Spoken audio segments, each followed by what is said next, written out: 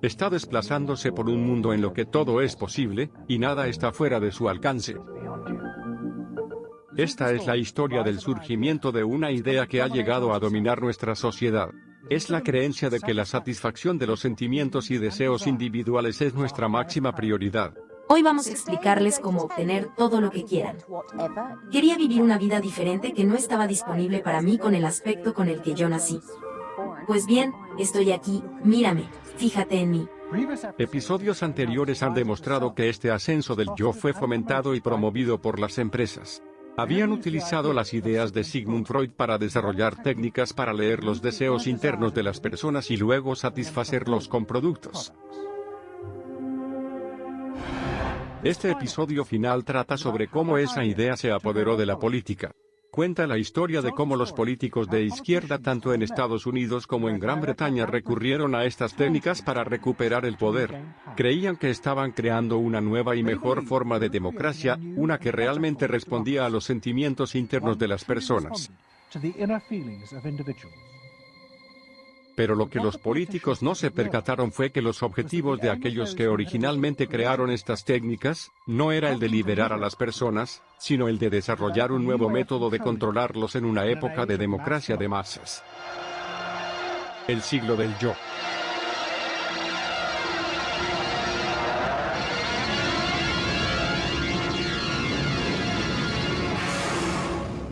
Las raíces de la historia se remontan a la América de la década de 1920 con un hombre. Se llamaba Edward Bernays, sobrino de Sigmund Freud. Bernays había sido uno de los inventores de la profesión de relaciones públicas, y estaba fascinado por la teoría de su tío de que el comportamiento humano estaba impulsado por impulsos sexuales y agresivos inconscientes. Muchos de los clientes de Bernays eran grandes corporaciones estadounidenses, y fue la primera persona en mostrarles cómo podían vender muchos más productos si los vinculaban mediante imágenes y símbolos a esos deseos inconscientes que Freud había identificado. La estrategia que les ofreció fue que las personas ahora pudieran ver los bienes que emergen dentro de la sociedad, y no simplemente ver esos bienes como cosas que necesitaban para lidiar con algún deseo material específico, sino también como bienes que acariciará y responderá a profundos anhelos emocionales. Ya sabes, cómo esta pastilla de jabón o esta bolsa de harina me hará una persona más feliz, más exitosa, más atractiva sexualmente, menos temerosa.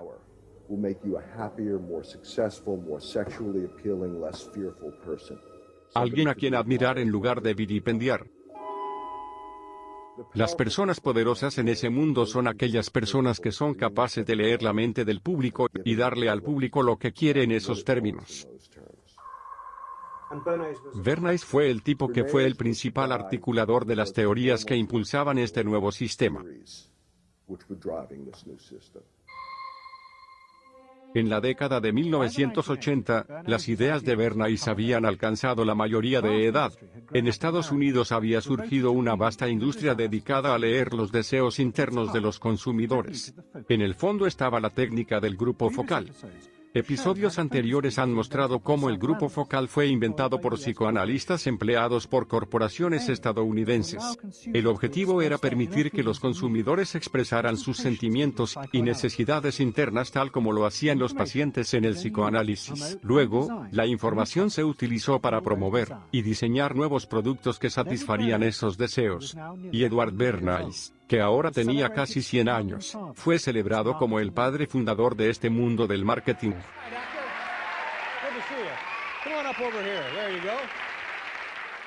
Doctor, tell me again what the doctor is. What are we dealing with here? You're the father of public relations. What we're dealing with really is the concept that people will believe me more if you call me doctor. Oh, I see. So, it's a good idea. Y las ideas y técnicas de Bernays también estaban a punto de conquistar Gran Bretaña en la década de 1980. A diferencia de Estados Unidos, las élites gobernantes en Gran Bretaña siempre habían desconfiado de la idea de complacer a las masas. Fue personificado por la élite patricia que dirigía la BBC. Incluso en los años 60, los programas populares se conocían como cebo de tierra. Su trabajo real era atraer a los espectadores para que vieran programas más serios que la élite sabía sabía que eran buenos para ellos. Y la investigación de mercado reflejó esta actitud. Los investigadores de mercado observaron y clasificaron a los individuos de acuerdo con su clase social, desde hasta C2. through C2, D, and E. Probably they might be C2s. Yes, I think by the way they're carrying their luggage, all Yes, no taxi. no taxi, and all stuffed in the bags like that. I think the lady possibly sets her own hair, which is always an indication. The children are nicely dressed. Yes, they are. Yes. Probably a skilled worker. A skilled, yes, yes, description. a skilled worker. I would think say so. Yes, I with would certain say so. apprenticeship or done some That's right. Yes. qualifying time. We agree then. Yes, we C2? think C2. We think so. Yes. Cuando se les preguntó a las personas su opinión sobre productos y política, fueron seleccionados por clase social y solo se les hicieron preguntas estrictamente fácticas sobre lo que pensaban. Keeping your own party sympathies on one side, who do you think will win this forthcoming election? Labour. And tell me which you prefer.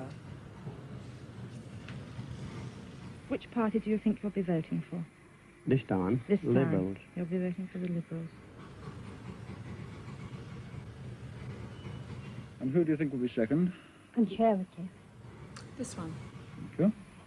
The idea that one might La ask idea de que uno they pudiera themselves preguntarle a la gente lo que ellos mismos sentían y deseaban y luego dárselo se consideraba ajena a las élites gobernantes y desafiaba su creencia de que sabían que era lo mejor para el público. In other countries, in the United States, for example, where pollsters have been used before elections to interpret the mood of the public, and then you give people more what they want to have and less what they ought to have. But again, this could be alleged to be more democratic. I don't know. It's very dangerous ground, I think, though, when polls are used in that way. But then, in the economic Pero luego, crisis of the en la mid-70s, crisis económica de mediados de los 70, las industrias británicas se vieron obligadas a comenzar a prestar atención a los sentimientos internos de los consumidores.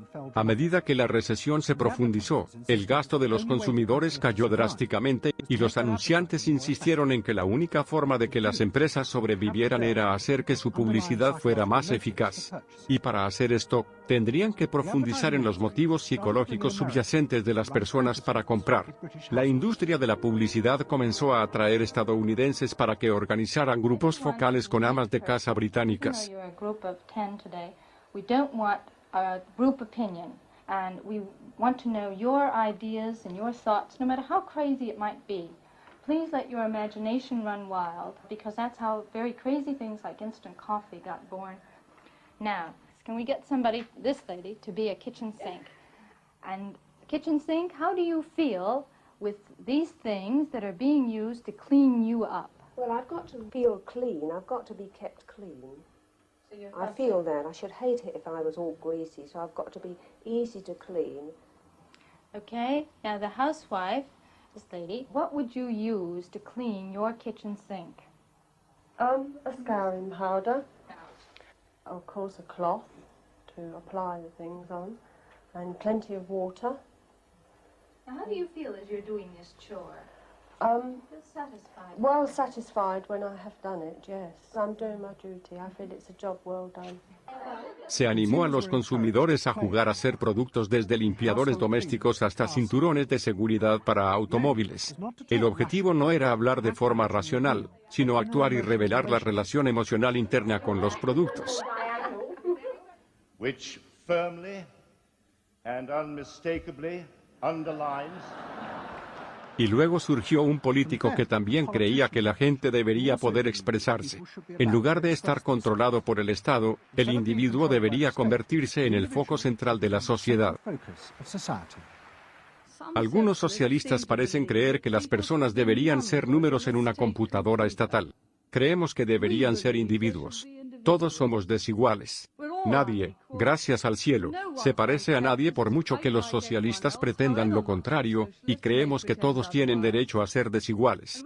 Pero para nosotros cada ser humano es igualmente importante. El derecho del hombre a trabajar como quiera, a gastar lo que gana, a poseer propiedades, a tener al Estado como servidor y no como amo, son la esencia de una economía libre.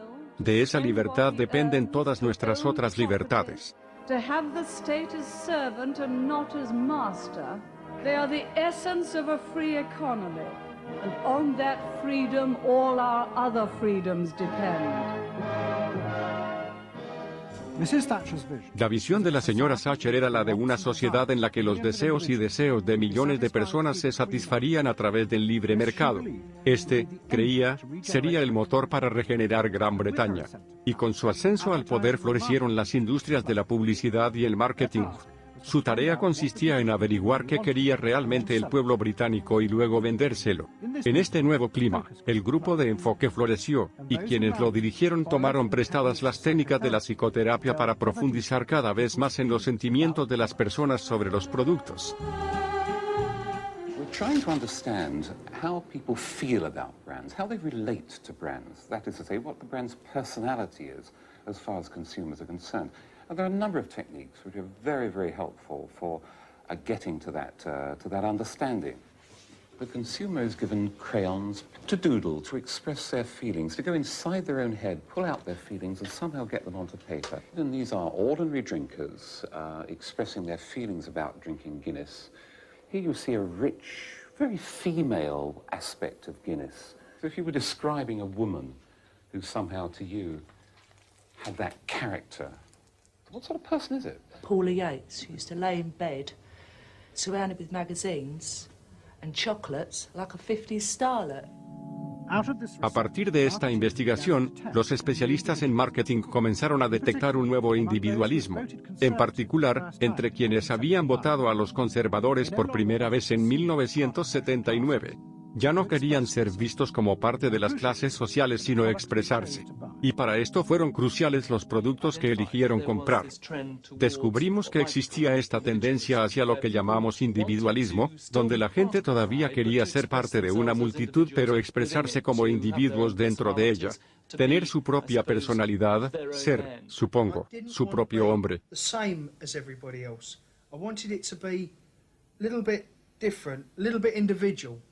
It's quite individual upstairs. It's not remarkable, but I think it's quite individual. It is expensive. It's Italian. It's Italian, it's expensive, it's good quality. A little bit different. Yeah, we want to set our own standards, so nobody else has got what we've got. We just didn't want it Be the same as everybody else. We just want to be different. Las empresas respondieron con entusiasmo a este nuevo individualismo, y pronto se convirtió en una de las principales fuerzas que impulsaron el creciente auge del consumo en Gran Bretaña. Utilizando los datos de los grupos focales, los fabricantes crearon nuevas gamas de productos que permiten a las personas expresar su individualidad. Los negocios también recategorizaron a las personas. Ya no estaban divididos por clase social sino por sus necesidades psicológicas internas. Si la necesidad principal es la seguridad y la pertenencia, llamamos a los grupos mainstreamers. Si es el estatus y la estima de los demás, entonces son aspirers. Si es control son succeeders, y si es autoestima son reformers. Y esta nueva cultura de marketing comenzó a apoderarse de las instituciones previamente dominadas por la élite de deserción, en particular el mundo del periodismo. El asalto fue liderado por la profesión de relaciones públicas.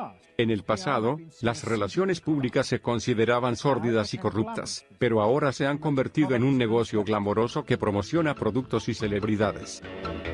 Y una de las estrellas en ascenso fue otro miembro de la familia Freud, Matthew Freud, hijo del liberal MP, miembro del Parlamento, Clement. Lo que Freud y otros relacionistas públicos se dieron cuenta fue que podían usar a sus celebridades como palancas para infiltrar su publicidad en el contenido editorial de los periódicos. A los periódicos se les ofrecieron entrevistas exclusivas con celebridades, pero solo si también aceptaban mencionar los productos elaborados por los clientes corporativos de Freud en los términos dictados por la empresa. Lo que sucedió con Freud fue que efectivamente obtuvo algún tipo de colocación de producto o incluso producto. Los fabricantes de productos obtuvieron cierto grado de control sobre cómo aparecerían sus productos impresos. Entonces, si, por ejemplo, quisiera escribir sobre la pasión de Caprice por la pizza de masa rellena, firmaría un contrato que garantizaba que mencionaría a la empresa Pizza Hut al menos 2 veces en ciertas posiciones en la parte introductoria del artículo, y estaría de acuerdo en ejecutar el logotipo de Pizza Hut en tal y tal tamaño y tal lugar y, por supuesto, usted estaría de acuerdo en mostrar las imágenes adjuntas de Caprice comiendo su pizza de masa rellena. No había opción sobre si publicase este artículo, ya que Freud le dijo efectivamente cómo publicar el artículo en la prensa. Eso.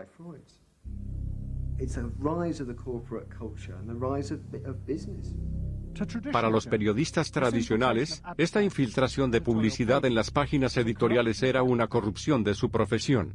Pero para los aliados de la señora Thatcher como Rupert Murdoch, propietario de The Sun y The Times, era parte de una revolución democrática contra una élite arrogante que había ignorado durante demasiado tiempo los sentimientos de las masas. Odian ver a alguien comunicándose con las masas.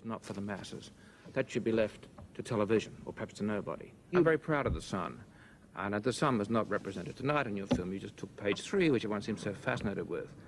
Esa fue una pieza típica de sesgo y elitismo de la BBC que, después de todo, para atraer a los espectadores para este programa, puso un episodio muy sexy de Star Trek que yo estaba viendo en la sala. No creo que se lo hayan puesto para conseguir espectadores, creo que tenemos suerte de seguirlos. Murdoch, intentan llevar a los espectadores a estos programas, sé cómo se hace.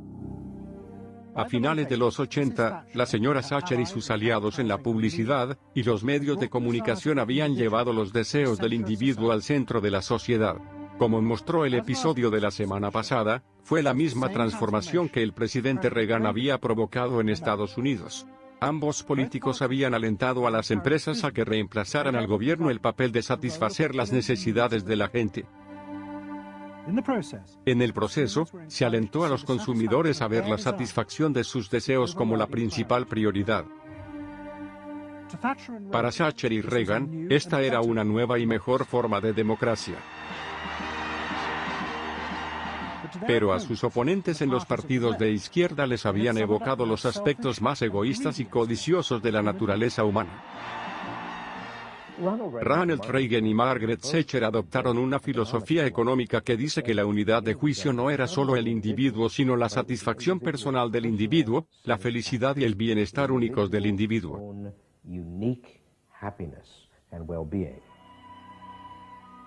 En cierto sentido, fue el triunfo de considerar a los individuos como seres puramente emocionales que tienen necesidades y deseos que necesitan ser satisfechos y pueden satisfacerse inconscientemente. Se remonta a principios del siglo XX a Freud,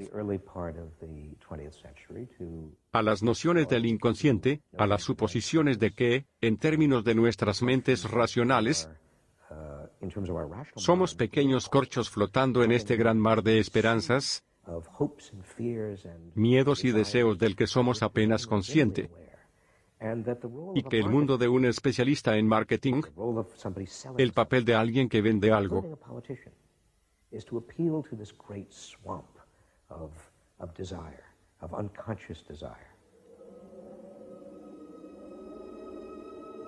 la izquierda creía lo contrario, que la forma de crear una sociedad mejor no era tratar a las personas como individuos emocionalmente aislados, sino persuadirlos de que se dieran cuenta de que tenían intereses comunes con los demás, para ayudarlos a superar sus sentimientos y miedos individuales. Permítanme afirmar mi firme convicción de que lo único que debemos temer es el miedo mismo, terror sin nombre, irracional e injustificado que paraliza los esfuerzos necesarios para convertir la retirada en avance. Which paralyzes needed efforts to convert retreat into advance. Esta idea había florecido en Estados Unidos durante la depresión de la década de 1930. El presidente Roosevelt, enfrentado al caos causado por el desplome de Wall Street, alentó a los estadounidenses a unirse en sindicatos, a formar grupos de consumidores y a pagar por un sistema de bienestar para los atrapados en la pobreza. Su objetivo era crear una conciencia colectiva que se convertiría en un arma poderosa contra el poder desenfrenado del capitalismo que había causado la crisis. Esa idea había impulsado al Partido Demócrata durante 50 años. Pero ahora, los herederos de Roosevelt criticaron en vano los efectos del interés propio alentado por el presidente Reagan. Hay desesperación, señor presidente, en los rostros que no ve. Tal vez, señor presidente, si se detiene en un refugio en Chicago y habla con las personas sin hogar allí. Tal vez, señor presidente, si le pregunta a la mujer a la que se le había negado la ayuda que necesitaba para alimentar a sus hijos porque dijo que necesitaba el dinero para una exención de impuestos para un millonario o para un misil que no podíamos permitirnos usar.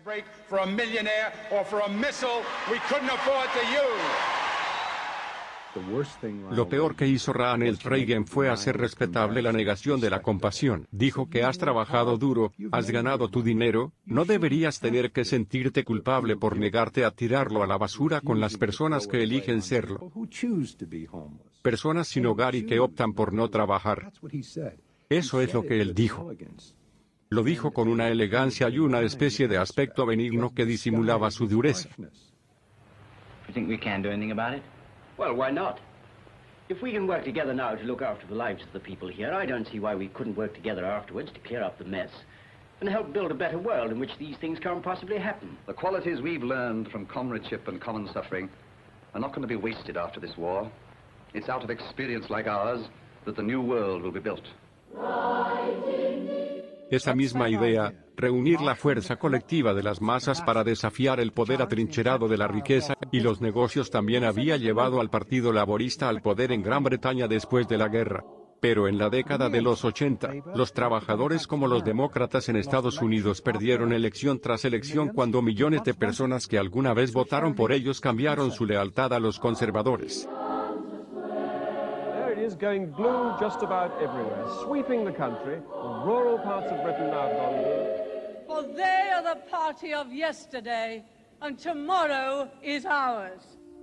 Frente a esto, un número creciente en el Partido Laborista se convenció de que si alguna vez iban a recuperar el poder, los trabajadores tendrían que aceptar el nuevo individualismo.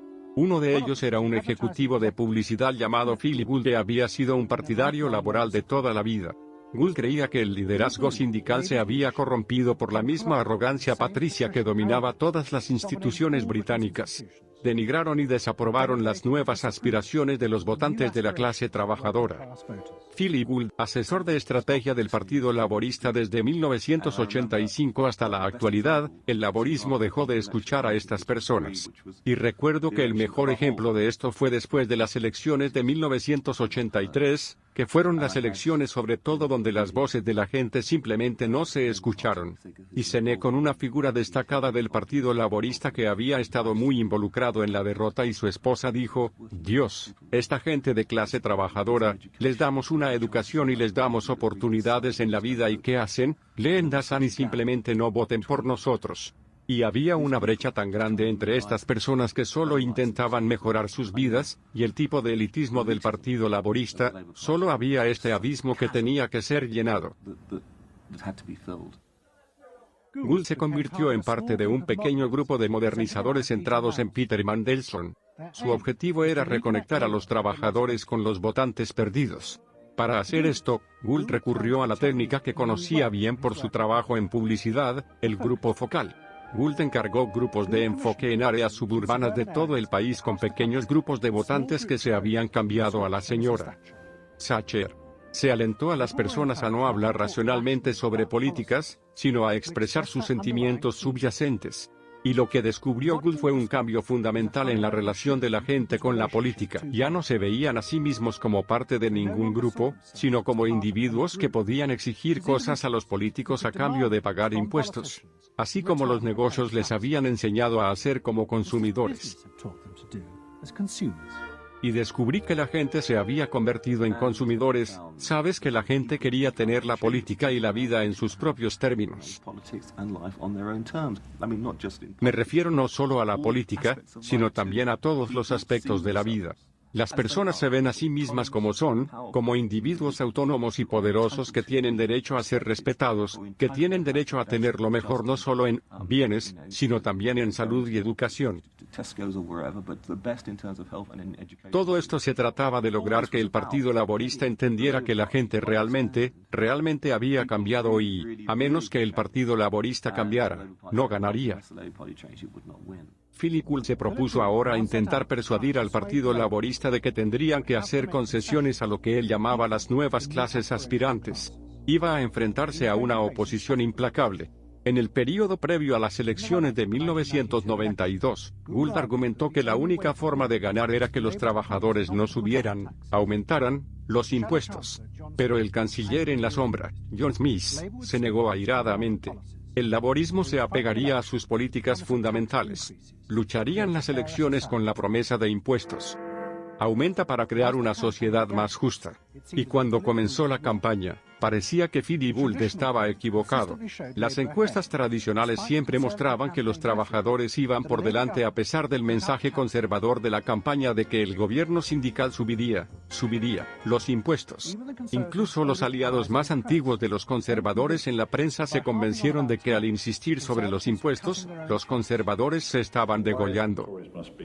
They're not at the moment conveying a sense of grip and being in control, and unless they can do better than that, I think they're going to lose.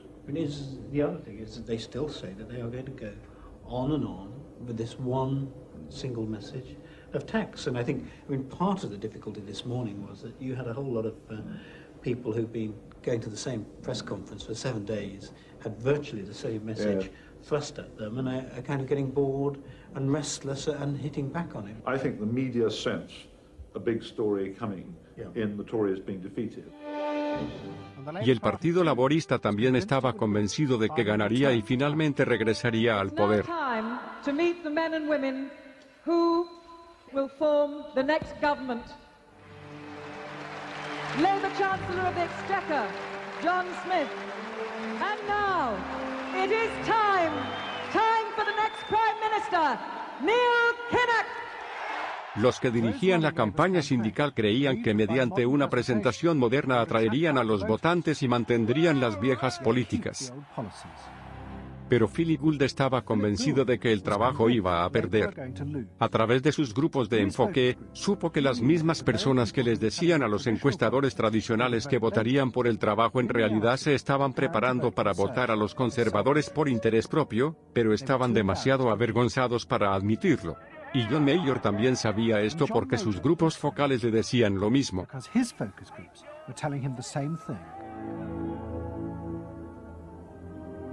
What do you make of the poll, which puts Labour 5 points ahead? Sir, one to the Daily Mail, sir. Feel out in the streets that matters. What are you it's feeling good on the streets, is it? It is feeling good on the streets, yes. It has been feeling surprisingly good on the streets for some time. Quite surprisingly, quite out of line with opinion polls. Don't ask me to explain it, but the feel's all right. Sir? Anyway, go on. No, lads, you must sit down. We're waiting to go. La victoria de John Major en 1992 fue un desastre para el Partido Laborista. El pequeño grupo de reformadores centrado en Peter Mandelson y Philip Gould estaba convencido de que la única forma de sobrevivir del partido era cambiar sus políticas básicas, pero sus ideas fueron rechazadas por John Smith, que ahora se había convertido en líder. Philip Gould dejó Gran Bretaña para trabajar en la campaña para elegir presidente a Bill Clinton en Estados Unidos. Las elecciones de 1992, durante y después, la gente se sintió sometida a una gran tensión y realmente se sintió desmoralizada y abatida, y de ahí a la campaña de Clinton fue una experiencia extraordinaria porque aquí, de repente, encontré y articulé muchas de las ideas que tenía, pero yo mismo había sido capaz de encapsularlas o articularlas por completo. If you want a president who will restore the middle class, reclaim the future for the middle class, and restore the American dream, vote for Bill Clinton in New Hampshire and send a signal to the country that we are coming together.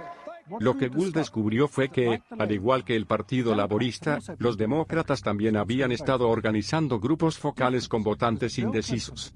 La diferencia era que Bill Clinton había decidido adaptar sus políticas para que se ajustaran a los deseos de estos votantes, sobre todo con su creencia feroz de que solo debían pagar impuestos por las cosas que les beneficiaban, no por el bienestar de los demás.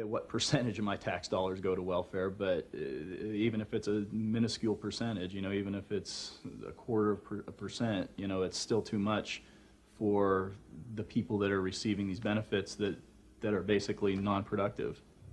El equipo de Clinton decidió que para ganar tenían que prometer recortes de impuestos para estos votantes suburbanos. Y también usaron los grupos de enfoque a lo largo de la campaña para revisar cada apariencia, discurso y política con ellos para su aprobación. Lo que Clinton llamó la clase media olvidada se convirtió en figuras centrales de un nuevo tipo de política reactiva.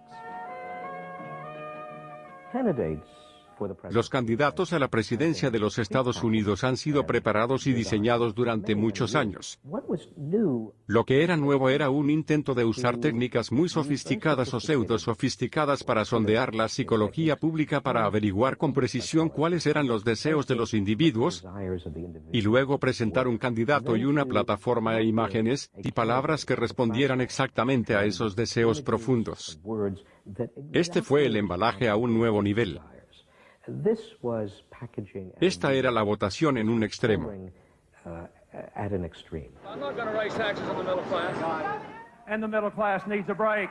Government is in the way. It's taking more of your money and giving you less in return. In the name of the hard-working Americans who make up our forgotten middle class, I proudly accept your nomination for President of the United States. Stay focused. Talk about things that matter to people. You know? It's the economy, stupid. Okay? Pero el equipo de campaña de Clinton, encabezado por James Carville y George Stephanopoulos, no creía que estuviera capitulado ante los deseos egoístas de las clases medias. Los recortes de impuestos fueron el precio que tuvieron que pagar para recuperar el poder, pero una vez en el poder seguirían cumpliendo con las políticas democráticas tradicionales y ayudando a los pobres que habían sido desatendidos por Reagan, sobre todo con la reforma de la sanidad. Pagarían los recortes de impuestos recortando los gastos de defensa y aumentando los impuestos a los muy ricos. De esta manera, creían que estaban forjando una coalición de nuevos y viejos votantes, quienes podían estar satisfechos.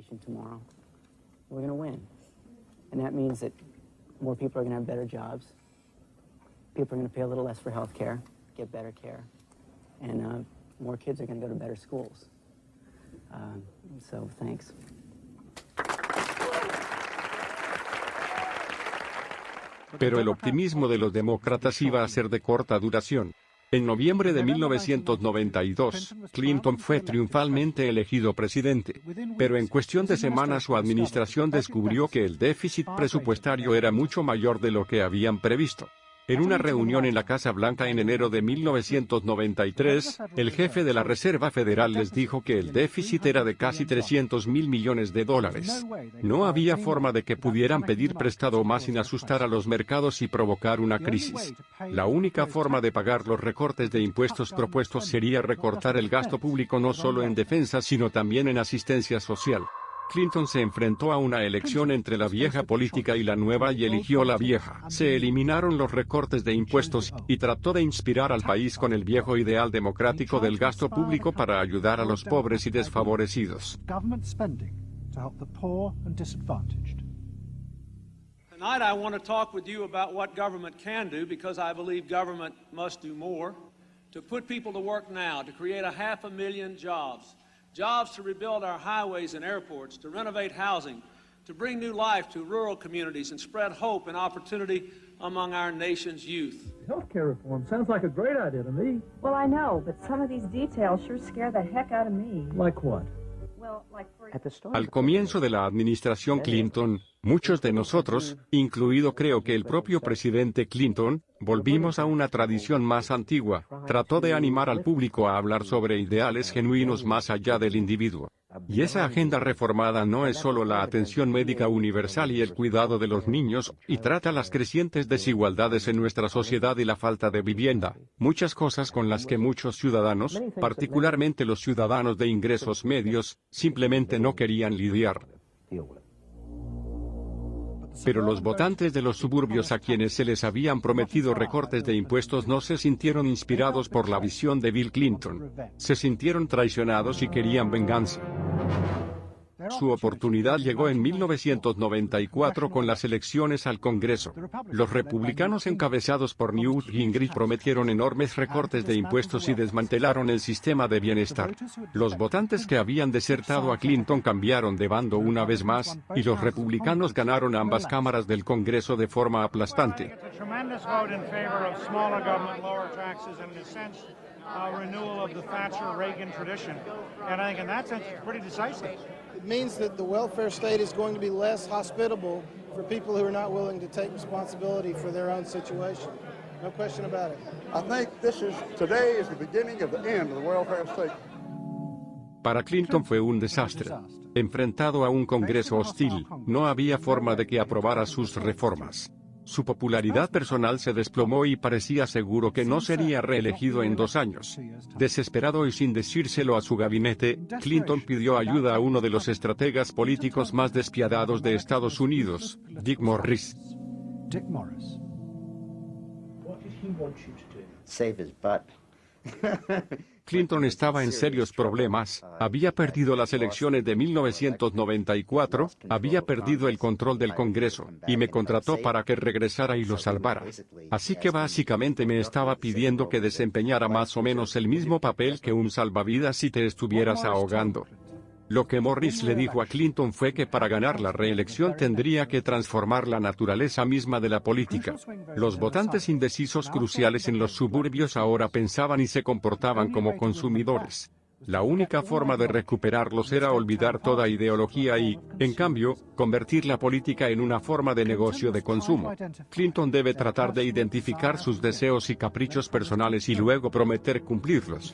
Si él siguiera esas reglas del consumidor, lo seguirían a él. Dije que sentía que lo más importante que podía hacer era llevar al sistema político la misma filosofía de reglas de consumo que tiene la comunidad empresarial. Porque creo que la política debe ser tan receptiva a los caprichos y deseos del mercado como lo son los negocios. Y tiene que ser sensible al resultado final, beneficios o votos, como lo es un negocio. Creo que todo esto implica un cambio de visión de los votantes para que, en lugar de tratarlos como objetivos, los trates como propietarios. En lugar de tratarlos como algo que puedes manipular, trátalos como algo de lo que necesitas aprender. Y en lugar de sentir que puedes quedarte en un lugar y puedes manipular a los votantes, necesitas aprender lo que quieren y moverte para acomodarlos.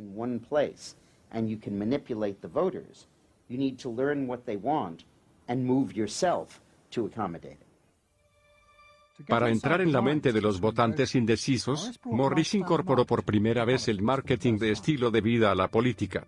Fue a una de las firmas de investigación de mercado más destacadas de Estados Unidos llamada Penn & Schoen y encargó lo que llamaron una encuesta de neuropersonalidad. Fue una encuesta masiva de cientos de miles de votantes, pero las únicas preguntas políticas que hizo fueron averiguar si alguien era un votante indeciso o no. Todas las demás preguntas eran psicológicas íntimas diseñadas para ver si los votantes indecisos caían en tipos psicológicos identificables. Bueno, le hacíamos preguntas a la gente como, ¿crees que eres el alma de la fiesta? ¿Crees que cuando ves cosas te gusta tener una lista y organizarlas? ¿Te gusta planificar las cosas con anticipación o ser más espontáneo? ¿A dónde te gustaría ir? ¿Qué deportes te gusta jugar? ¿Qué harías con tu pareja en un fin de semana romántico? Where do you like to go? What sports do you like to play? What would you do with your spouse in a romantic weekend? Así que le hicimos a la gente algunas preguntas muy personales sobre sus propias vidas para ver si los tipos de personas que probablemente cambiarían su voto también poseían cierto tipo de rasgos de personalidad y, de hecho, lo eran. La encuesta de neuropersonalidad permitió al equipo de Clinton segmentar a los votantes indecisos en diferentes estilos de vida. Se les dio nombres como piscinas y patios, o togas y gorros, que eran intelectuales urbanos que vivían en ciudades universitarias.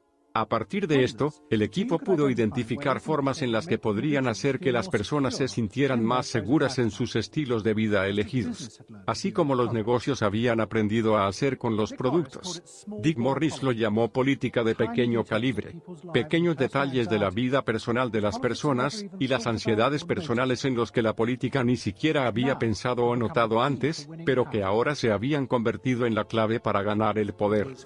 Era un Estados Unidos que se enfocaba en las preocupaciones prácticas del día a día, debería usar cinturones de seguridad, debería dejar de fumar, debería usar uniforme escolar, mi vecindario está protegido. No era tanto un nuevo individualismo como el orden social tal como lo conocíamos se había roto. Así que nos metimos en la cabeza de las personas, entendimos su psicología sobre el estilo de vida, sobre los valores, lo que pensaban que era importante, qué temas querían los políticos y el presidente dirigirse. Y estos temas resultaron ser muy diferentes de lo que había sugerido la sabiduría convencional. Cuando comenzó la campaña electoral, Clinton reveló el nuevo enfoque de Morris ante una Casa Blanca conmocionada. Todas las políticas tradicionales debían abandonarse.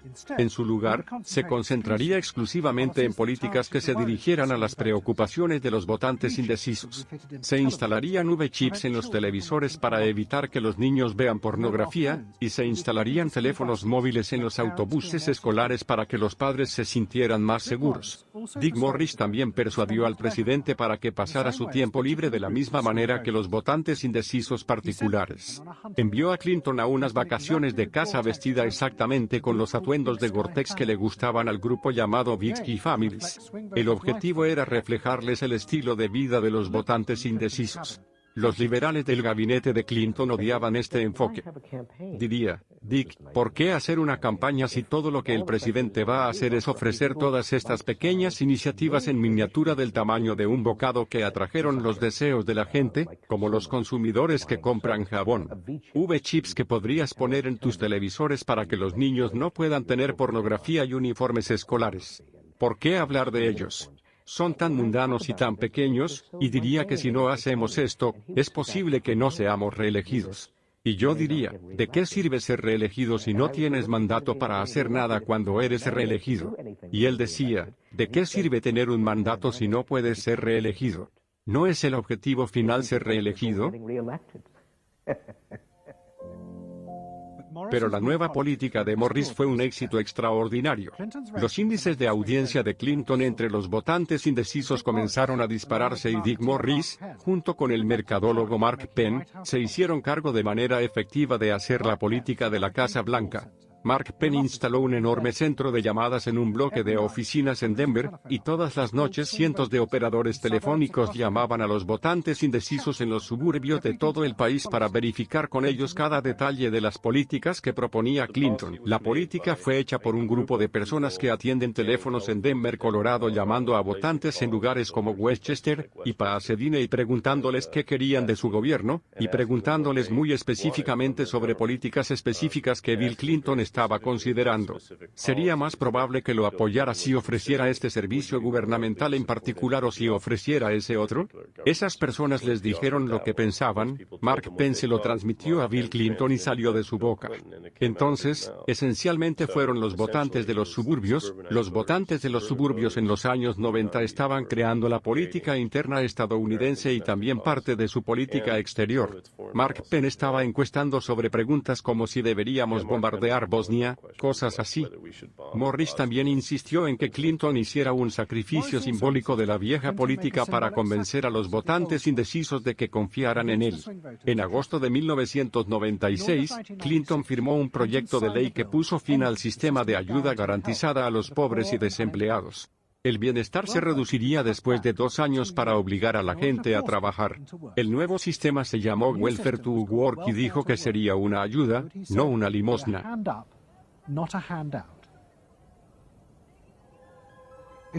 Fue el final efectivo del sistema de bienestar garantizado creado por el presidente Roosevelt 60 años antes.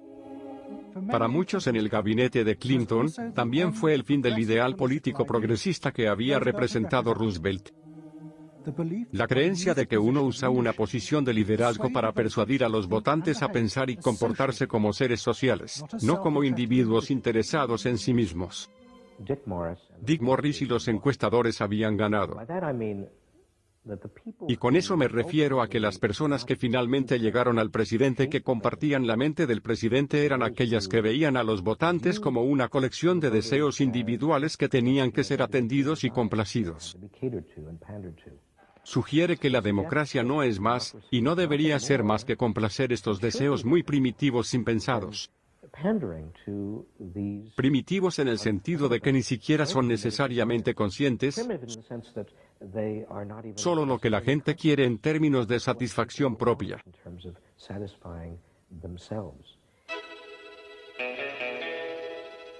Y el mismo triunfo de la política del yo estaba a punto de suceder también en Gran Bretaña.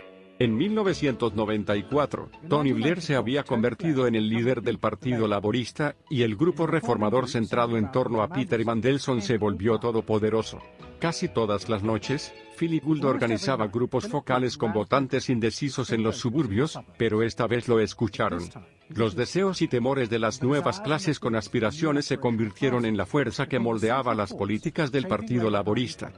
En ese período, estaba hablando con personas que solían votar por los conservadores, y estaban considerando votar por los trabajadores, y quieren que se entienda que están presionados financieramente, y que existen límites en la medida en que los impuestos pueden ser mejorados, y piensan que el crimen es un tema que les importa. Quieren que el bienestar vaya a las personas que merecen bienestar, no a las personas que no lo merecen. Esto fue visto por muchos en el Partido Laborista como egoísta. Nunca vi que fuera egoísta. Creía que papá o mamá haciendo lo mejor por sus familias no era egoísta, solo estaban haciendo lo mejor por sus familias. Eso es lo que hace la gente.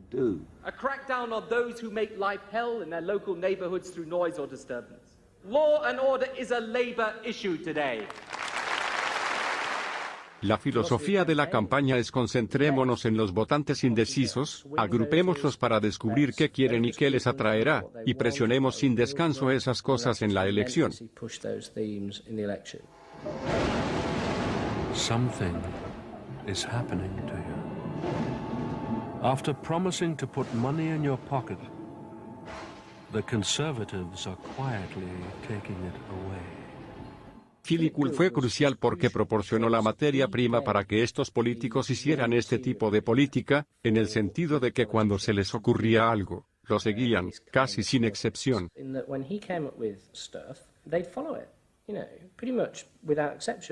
El mismo Blair leería este tipo de memorandos de 12 páginas y diría: bueno, esto es lo que debemos hacer.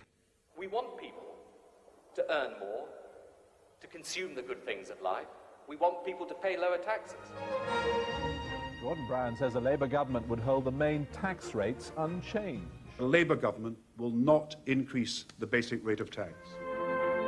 I want to make it clear that I will not increase tax. In fact, the Labour Party does stand for Middle England, those that aspire to do better, to get on in life, and be ambitious for themselves and their families will do better with Labour. Grupos de 8 personas que conoces bebiendo vino y comiendo chirios pensaron que determinaron efectivamente todo lo que hizo el Partido Laborista. Y aunque a los que dirigen la campaña les gustaría retratar el nuevo enfoque como su invención, de hecho fue copiado de los estadounidenses, incluso hasta las frases que los especialistas en marketing estadounidenses habían probado con sus votantes indecisos. Peter Mandelson y su equipo estaban en los Estados Unidos viendo lo que hacíamos, y copiaron casi palabra por palabra nuestro enfoque en su campaña de 1997. Should be about giving people a hand up, not just a handout. Mandelson no es tonto y en todo caso vio algo que funcionó y dijo ¿por qué no hacerlo? Y puedo recordar haber leído su manifiesto y pensar que simplemente lo tomaron a fondo. Sabes que por un lado estás orgulloso y por otro lado estás maldiciendo. Y como en Estados Unidos, los trabajadores se vieron obligados a abandonar políticas que no beneficiarían directamente a los votantes indecisos, incluso si eso significaba sacrificar sus principios fundamentales. Se abandonó el compromiso con el control público de la industria que estaba consagrado como la cláusula 4 de la Constitución del partido. El objetivo de la cláusula 4 había sido utilizar el poder colectivo de la gente para desafiar la codicia desenfrenada de los negocios. Pero ahora Tony Blair se enfrentaba a votantes cruciales que ya no se consideraban explotados por el libre mercado. Se veían a sí mismos como consumidores individuales que se sentían satisfechos, y les daba identidad lo que les entregaba el negocio. La nueva cláusula 4 prometía no controlar el libre mercado sino dejarlo florecer. Business is more powerful than government. It is quicker, it is more creative. Business is the lifeblood of the country. From this come all the benefits that society needs. Employment, investment. I think, frankly, there is only one party getting business right, and that's New Labour. Lo que hizo el nuevo trabajo fue adaptarse a las personas que ejercen el poder en la sociedad, no a través del sistema político o no a través del sistema político democrático, por lo que es un gran negocio, y se adapta al interés en el status quo, y de repente sabes que esas tres cosas son contra las que se supone que el Partido Laborista es una fuerza contraria. Lo que eso significa es que las grandes empresas pueden seguir ejerciendo su poder detrás de escena para salirse con la suya porque no cuentan para agregar presión, porque saben que la cantidad de agregar presión no vendrá de 8 personas bebiendo vino en catering. Countervailing pressure isn't going to come from, 8 people sipping wine in Kettering. Here he goes, turning an awful lot of other blue seats red as well.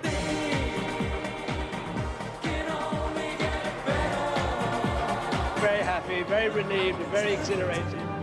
Pero quienes dirigieron la victoria de los trabajadores en 1997 la vieron como una reivindicación triunfante de una nueva forma de democracia. Al comprender y cumplir los deseos internos de las personas a través del grupo focal, les estaban dando poder a las personas, no las trataban como grupos sin rostro a quienes los políticos les decían lo que era bueno para ellas. No veo el grupo de enfoque como una herramienta de marketing. Veo el grupo de enfoque como una forma de escuchar lo que la gente tiene que decir, y veo el grupo focal como una vía hacia una nueva forma de hacer política. What the people give, the people can take away. We are the servants, they are the masters now. 1997 was, I think, fundamentally important. Creo que 1997 fue fundamentalmente importante porque creo que es el fin de la política elitista que ha dominado Gran Bretaña durante gran parte de los últimos 100 años. 100 years.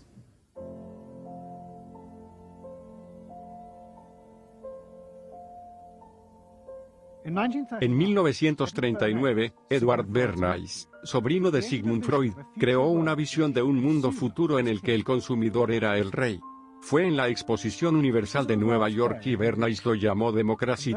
Fue una de las representaciones más tempranas y dramáticas de una democracia consumista. Una sociedad en la que las necesidades y los deseos de los individuos fueran leídos y satisfechos por los negocios en el libre mercado. La Feria Mundial creó un espectáculo en el que todas estas preocupaciones fueron satisfechas por Westinghouse y General Motors y la American Cash Register Company, y compañía tras compañía se presentaron como la especie de pieza central de una sociedad, en el que se respondería al deseo humano, la necesidad humana y la ansiedad humana, y todo se cumpliría puramente a través del sistema de libre empresa. Existía este tipo de noción de que el libre mercado era algo que no estaba guiado por ideologías o por el poder político, era algo que simplemente estaba guiado por la voluntad del pueblo.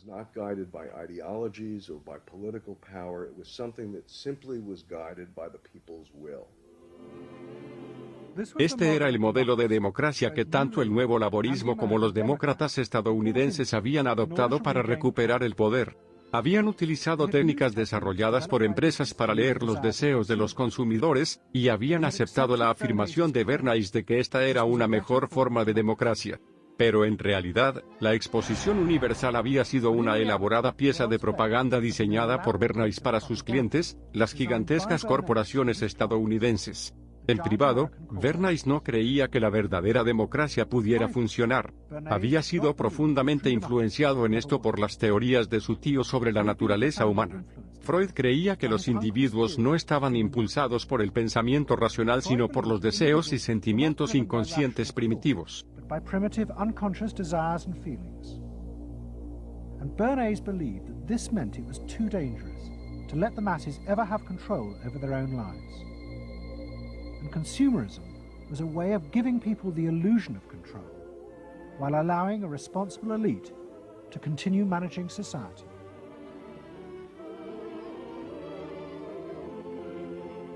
No es que la gente esté a cargo, sino que los deseos de la gente están a cargo. El pueblo no manda, el pueblo no ejerce ningún poder de decisión en este entorno. Entonces, la democracia se reduce de algo que supone una ciudadanía activa a algo que ahora se basa cada vez más en la idea del público como consumidores pasivos, el público como personas que esencialmente lo que les estás entregando son golosinas para perros. El problema para el nuevo trabajo era que creía en la propaganda.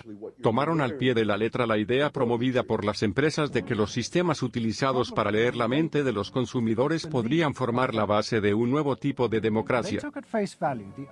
Promoted by business, that the systems invented to read the consumer's mind could form the basis for a new type of democracy. Una vez en el poder, los nuevos trabajadores intentaron gobernar a través de un nuevo sistema que Philip Bull llamó democracia continua. Pero lo que funcionó para las empresas en el diseño de productos llevó al gobierno laboral a un desconcertante laberinto de caprichos y deseos contradictorios. Durante gran parte del primer período laboral, los grupos focales dijeron que los ferrocarriles no eran una alta prioridad y las políticas laborales lo reflejaron fielmente. Pero ahora esos mismos grupos ahora culpan al gobierno por no haber invertido más dinero antes en los ferrocarriles. El punto sobre la política de grupos focales es que no hay uno porque las personas son contradictorias e irracionales, y entonces tienes un problema en términos de decidir qué vas a hacer si todo lo que haces es escuchar una masa de opiniones individuales que siempre fluctúan y realmente no tienen ninguna coherencia y, lo que es más importante, no se ponen en contacto. Por eso es que la gente puede decir que ustedes saben que quiero impuestos más bajos y mejores servicios públicos. Bueno, por supuesto que sí.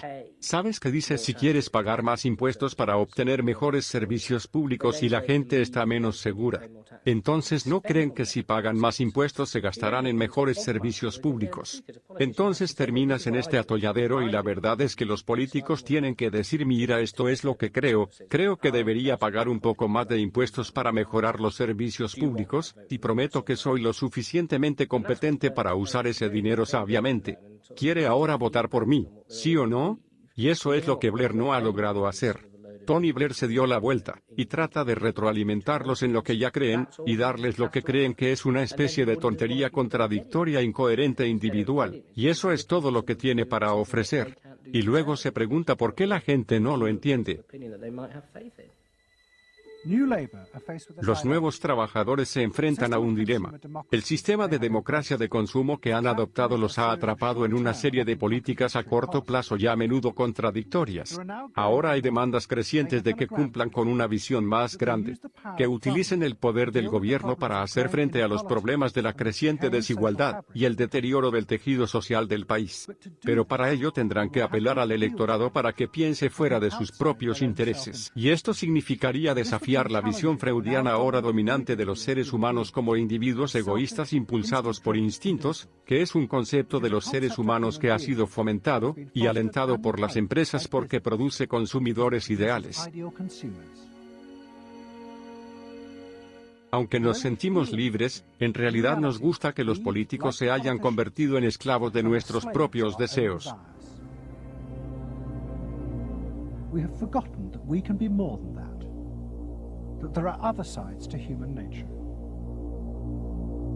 Fundamentalmente aquí tenemos dos visiones diferentes de la naturaleza humana y de la democracia.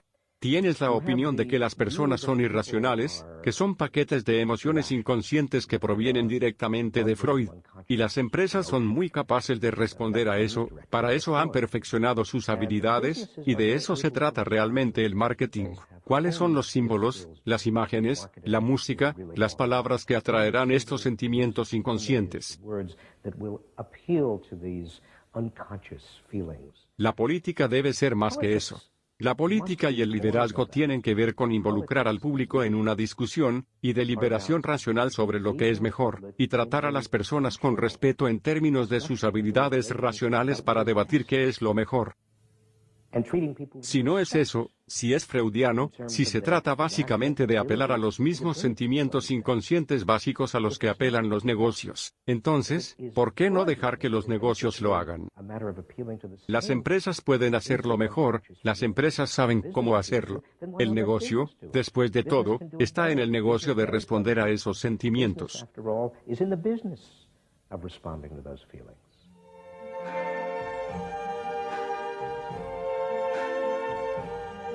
I see trees of green,